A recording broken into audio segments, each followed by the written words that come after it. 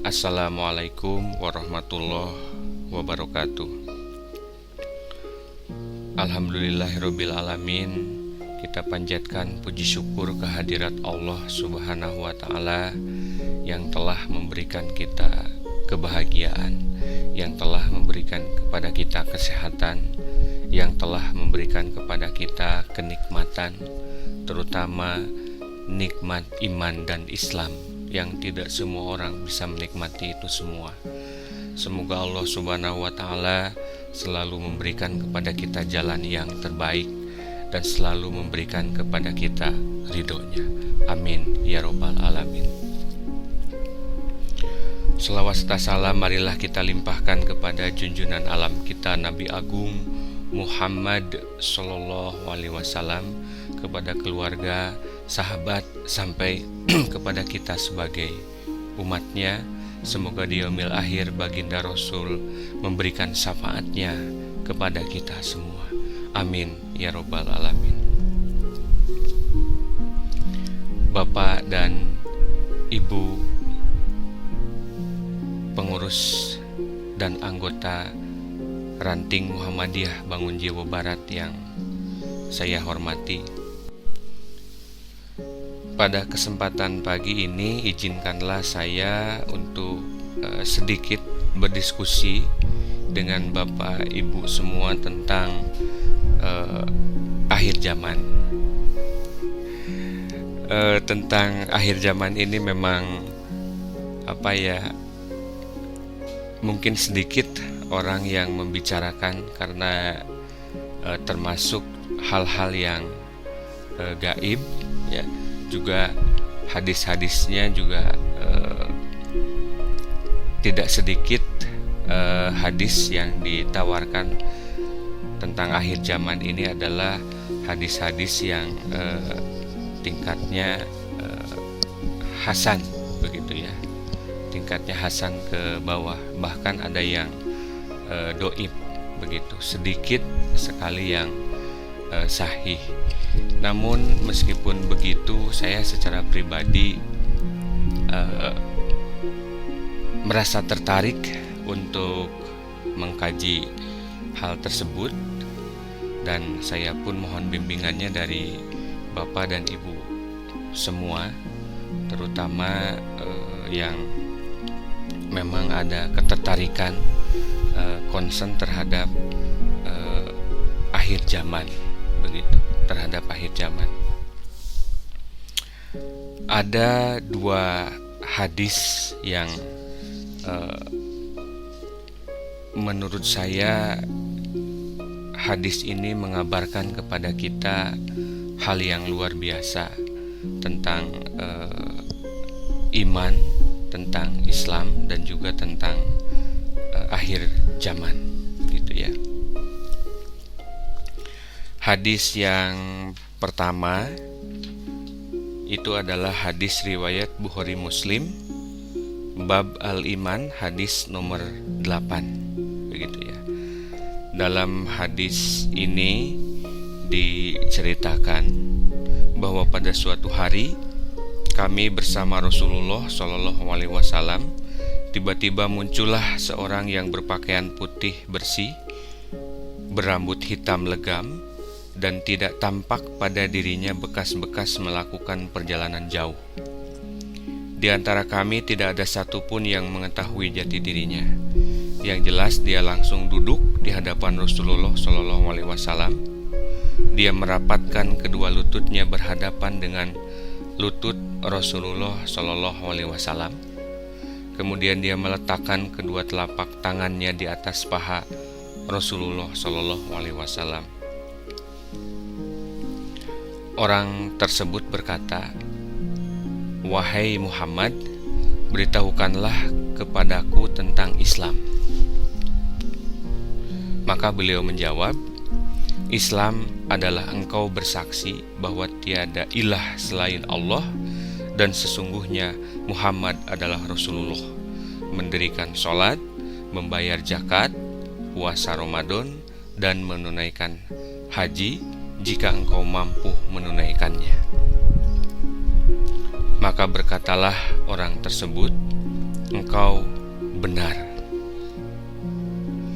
Kata Umar radhiyallahu an, kami pun tertegun keheranan, padahal dia yang menyatakan hal tersebut, tetapi dia sendiri yang membenarkan jawabannya. Nah, jadi lelaki tersebut begitu ya, dalam hadis ini disampaikan, jadi sepertinya datang dari jauh begitu, tapi baju kemudian dirinya begitu ya, itu tidak terlihat seperti datang dari jauh. Kenapa para hadirin yang ada di sana menyebut bahwa orang tersebut adalah datang dari jauh? Karena para hadirin di sana itu tidak mengenal orang itu. Ya, ketika tidak mengenal orang itu ya pasti dari jauh. Tapi anehnya itu, ketika dari jauh itu pakaiannya itu tidak lusuh begitu ya, kemudian tidak berkeringat begitu ya. Beda dengan kita.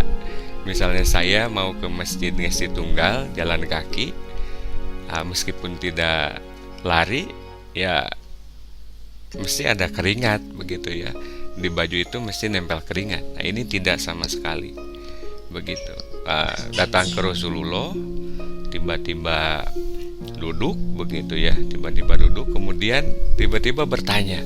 Semua hadirin di sana itu pada bengong semua. Semua hadirin pada bengong semua ya.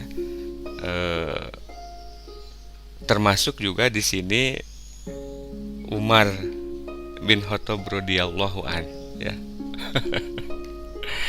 Dan hal pertama yang ditanyakan oleh orang tersebut adalah tentang Islam gitu ya. Dan inilah yang cikal bakal dari rukun Islam begitu ya.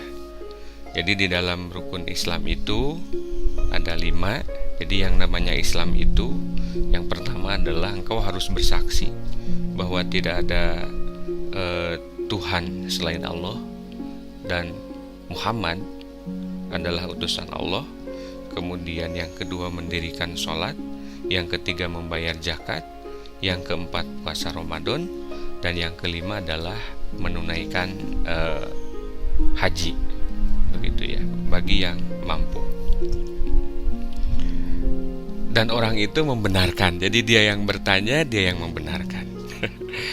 Kemudian orang tersebut bertanya lagi, beritahukanlah kepadaku apakah iman itu.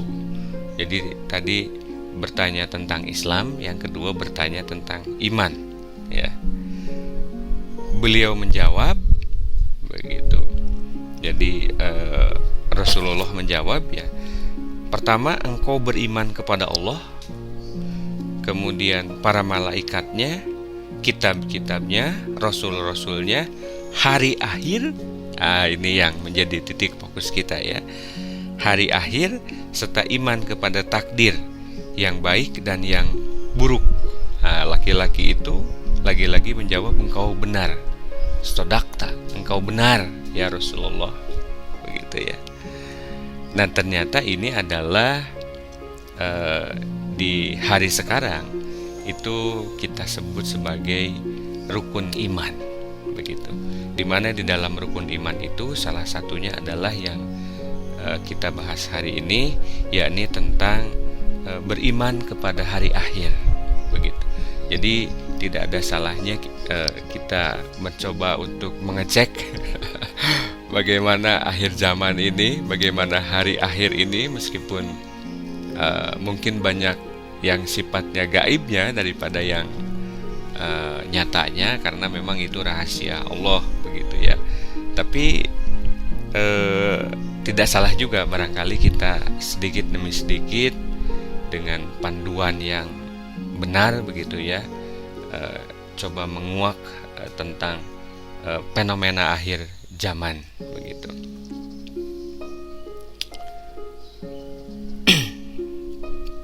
Kemudian laki-laki itu bertanya lagi, beritahukanlah kepadaku apakah ihsan itu. Jadi laki-laki itu bertanya tentang Islam, kemudian bertanya tentang iman, dan yang ketiga bertanya tentang ihsan. Maka Rasulullah menjawab, engkau beribadah kepada Allah seolah-olah engkau melihatnya, gitu ya. Nah, ini susah. Bagi sebagian orang ini susah juga, termasuk saya, karena itu harus khusyuk ya. Namun jika engkau tidak dapat melihatnya, maka ketahuilah sesungguhnya dia melihat kamu, gitu ya. Sesungguhnya dia melihat kamu. Kemudian orang tersebut bertanya lagi, beritahukanlah kepadaku tentang hari kiamat. Nah, ini masuk ke bab akhir zaman ya, hari kiamat. Beliau menjawab, ya, Rasulullah menjawab, orang yang ditanyai tentang hari kiamat ini tidak lebih tahu daripada yang bertanya. Jadi Rasulullah Shallallahu Alaihi Wasallam itu seolah-olah menjawab, yang bertanya itu lebih tahu sebetulnya daripada yang ditanya. Nah, jadi bahasa kitanya, kamu sebetulnya lebih tahu daripada aku, begitu ya. Karena meskipun Rasulullah termasuk manusia pilihan, termasuk manusia spesial, tapi ketika berbicara kapan hari kiamat itu akan terjadi, begitu ya, Rasulullah sendiri pun tidak tahu, begitu. Jadi hanya Allah yang tahu. Nah, maka di dalam hadis ini sebetulnya mengabarkan kepada kita, meskipun kita tidak tahu kapan akhir zaman atau hari kiamat itu akan ada, tapi setidaknya kita bisa melihat tanda-tandanya, ya. Kemudian laki-laki tersebut itu menukas, kalau begitu beritahukanlah tentang tanda-tandanya. Nah, jadi yang akan kita lihat itu fenomenanya adalah tanda-tandanya. Jadi bukan kapan hari kiamat itu akan terjadi, tapi tanda-tandanya, gitu ya. Karena jangankan kita, sekelas Rasulullah pun tidak tahu. Hanya Allah yang tahu kapan kiamat itu terjadi. Nah, Rasulullah itu ya menyampaikan, ini bagian aku, gitu ya. Kalau berbicara tanda-tanda, ini bagian aku, nah, bagian saya, gitu ya. Tapi kalau berbicara kapan, itu bukan bagian saya, itu bagian Allah Subhanahu wa Ta'ala. Tapi kalau berbicara tanda-tanda, ini bagian saya. Beliau menjawab, begitu ya, budak wanita melahirkan tuannya sendiri, dan apabila engkau melihat penggembala kambing yang bertelanjang kaki mulai berlomba-lomba membuat gedung pencakar langit. Nah, di beberapa hadis disampaikan bahwa kaum atau golongan ini adalah bangsa Arab, begitu ya.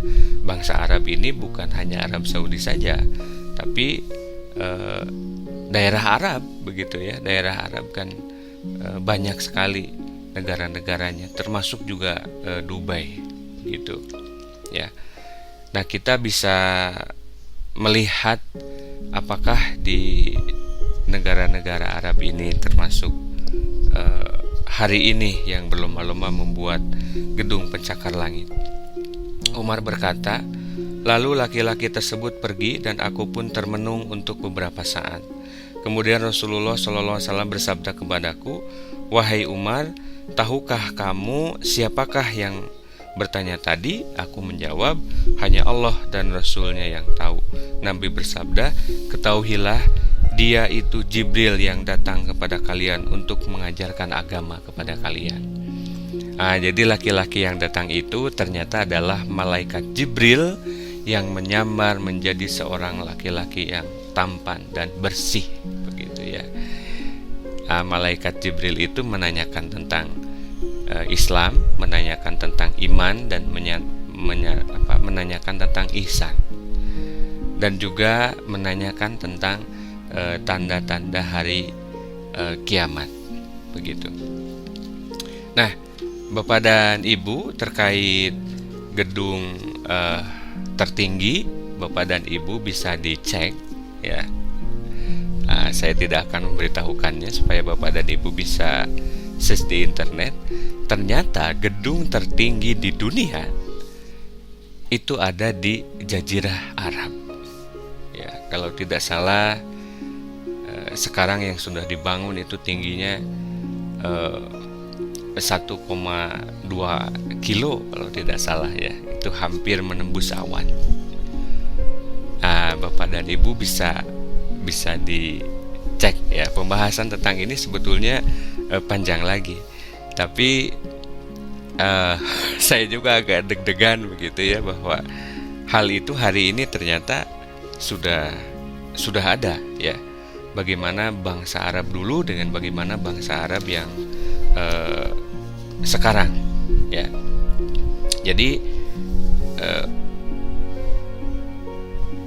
kita bisa menganalisis ya, apakah dari hadis itu sekarang sudah terjadi atau tidak ya.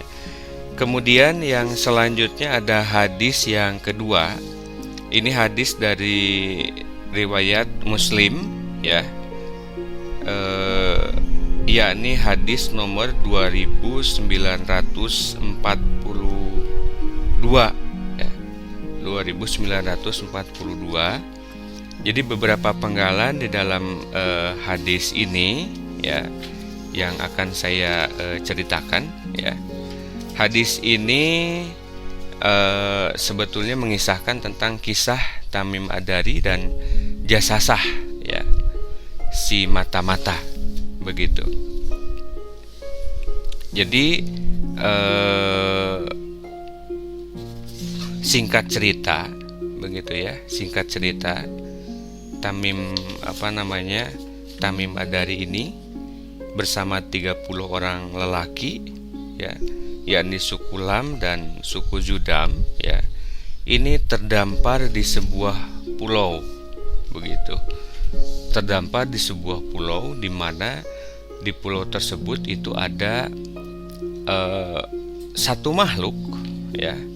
Satu makhluk, yang makhluk itu depan belakang kiri kanan itu bulu semua begitu ya.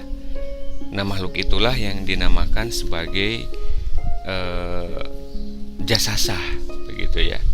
Makhluk itu kemudian dinamakan sebagai Jasasah. Jadi bulu semua begitu ya. Jadi badannya itu bulu semua begitu, sehingga tidak tahu mana depannya mana belakangnya begitu ya. Nah, kemudian Jasasah itu menyampaikan gitu ya, bahwa pergilah kamu ke tempat itu gitu. Di tempat itu ada yang sedang menunggu kamu begitu. Maka Tamim Ad-Dari kemudian pergi ke tempat yang ditunjukkan oleh Jasasah itu ya. Dan kemudian mereka bertemu seorang laki-laki ya. Bertemu seorang laki-laki yang laki-laki itu kemudian diskusinya dengan dengan Tamim Ad-Dari itu menyebut bahwa saya adalah Dajjal begitu ya.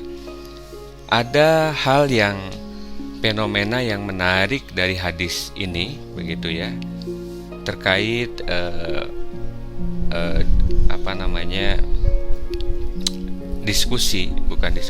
pertanyaan-pertanyaan yang dilontarkan oleh Dajjal ini itu ya kepada Tamim Ad-Dari ya. Dajjal ini berkata, jadi dari hadis ini sudah disebutkan bahwa Dajjal itu seorang manusia laki-laki gitu ya. Jadi bukan buto ijo, bukan raksasa dan sebagainya. Pria itu berkata, pria itu Dajjal ya, kalian beritahukanlah kepadaku tentang kebun kurma di Baisan. Kebun kurma di Baisan itu letaknya di Palestina ya, di Al-Gaur Utara. Ini letaknya di Palestina. Jadi di Palestina itu ada kebun kurma ya, letaknya itu di Baisan itu ya.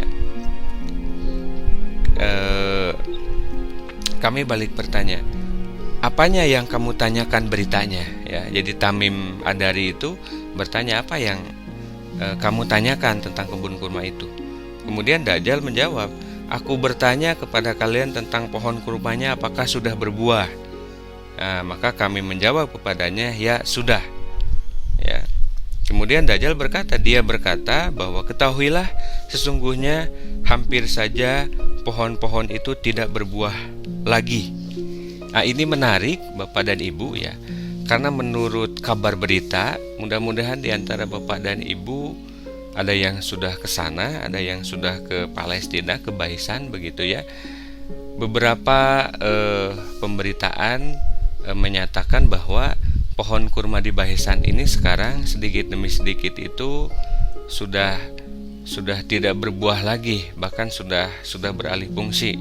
Meskipun masih ada pohon kurmanya, karena ini menjadi daerah ini menjadi target serangan Israel begitu ya, sehingga sedikit demi sedikit kebun kurmanya itu ya menjadi kering begitu ya, tidak berbuah lagi. Tapi meskipun sekarang masih ada. Nah, ini menunjukkan, saya kaget juga begitu ya. Nah, ini hadis ini ternyata benar begitu ya. Jadi sedikit demi sedikit, bahkan nanti itu sama sekali tidak akan berbuah lagi ketika kemunculan Dajjal itu. Dia berkata, "Kalian beritahukan kepadaku tentang danau Tabariyah atau Tiberia atau danau Tiberias begitu ya." Kami bertanya, "Apanya yang kau tanyakan?" Dia menjawab, "Apakah danau itu masih ada airnya?" Ya. "Danau itu airnya masih banyak," ya, jawab Tamim Ad-Dari itu. Dia berkata, "Ketahuilah sesungguhnya airnya sebentar lagi akan habis." Ya. Nah, ini menarik Bapak dan Ibu gitu ya. Terkait danau Tiberias ya, di beberapa penderitaan ya terkait dengan danau Tiberias. Danau Tiberias ini terletak di antara bagian bawah dataran tinggi Golan yang dikuasai Suriah dan dataran timur kota Galilea Palestina. Garis pantainya membentang sepanjang 53 km dengan luas 166 km persegi ya. Bagian terdalam dari danau ini mencapai kedalaman 46 meter. Begitu ya. 46 meter. Zionis Israel sekarang sangat cemas karena debit air danau ini berkurang secara signifikan. Karena hal ini bukan saja berpengaruh besar terhadap sektor pertanian, akan tetapi juga masa depan mereka di bumi penjajahan. Begitu ya. Makanya Israel sekarang itu menyuling air gitu ya dari laut.